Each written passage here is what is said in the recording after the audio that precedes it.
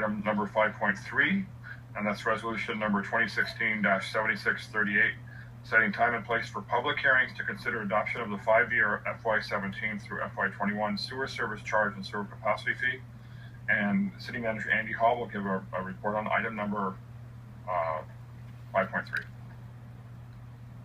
Mayor and Council, we have a request tonight to establish a date for a public hearing to consider an increase to our sewer fees.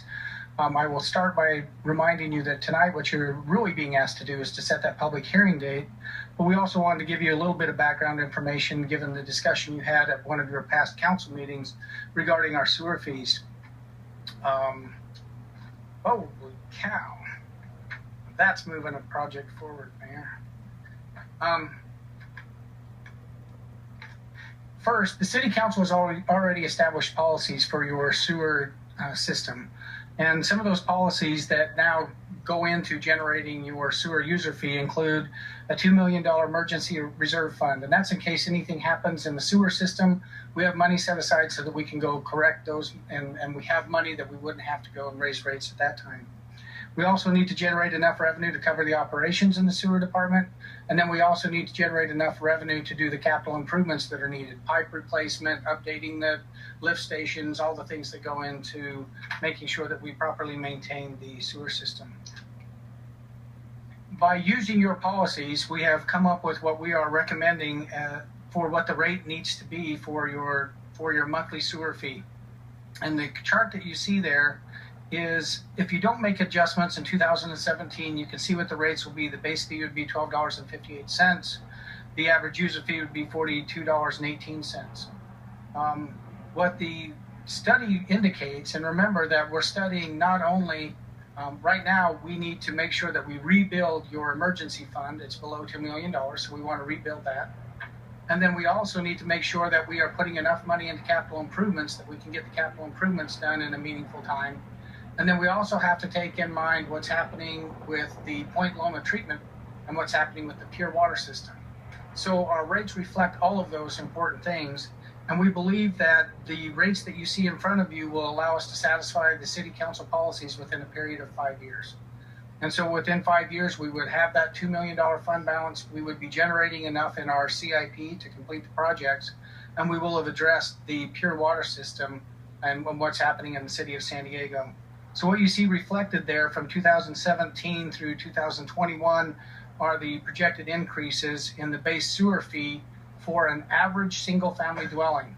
Now, of course, the sewer fee varies a little bit whether you're in a multifamily unit or perhaps if you're in a commercial building, but we thought probably the easiest way to discuss it would be for your average single-family dwelling. So that is one portion of the sewer fee that we would be asking you to have a public hearing on and consider adjusting your fee on May 4th. The second part of that is the capacity fee or the impact fee for the sewer system. When the City Council originally adopted this, they only adopted the portion of the fee that was attributable to the improvements in the city of Imperial Beach. What they did not adopt were the improvements or the prior improvements for the larger metro system that includes all of our transportation, main lines, trunk lines that go to the Point Loma treatment plant. And so essentially, if you wanted to look at it this way, the existing residents in the community have been subsidizing the new growth in the community because we did not charge the metro portion of the impact fee. Remember, the impact fee or the capacity fee is only charged to new development. And so essentially, whatever portion of that we don't cover with the impact fee, that's covered by the sewer department or the existing rate users.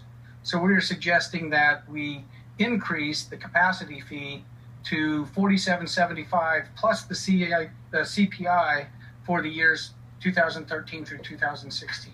Again, this is for new growth only. And I should also point out that where there was existing development, let's say the new hotel site, you're familiar with that because we've been looking at it a little bit. There were apartments there previously.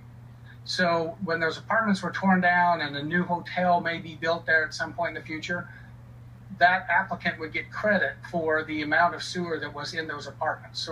So anything that's currently that they've paid for over the years, they'll get credit for that. It's only the new portion or the new growth that would be charged the capacity fee. So again, The summary of the request tonight is to establish the public hearing date, and I have May 1st on this slide. It's actually May 4th. We're asking the City Council to adopt Resolution 2016-7683, which establishes the public hearing date for consideration of adjustments to the sewer fee for May 4th, 2016. And then one final note, remember, sewer fees can only be used in the sewer department. They can't be used to augment any other government activities. So these sewer fees will stay in the sewer department to make sure that we are operating and maintaining the sewer system properly. Are there any questions? And just to be clarified, again, we're just approving holding a public hearing. So we'll be discussing the proposed increases at that public hearing. Correct. Okay. That's correct.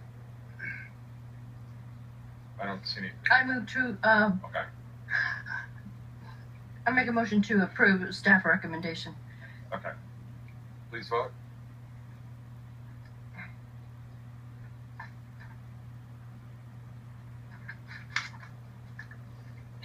Thank you. Motion carried unanimously. All right, another water issue.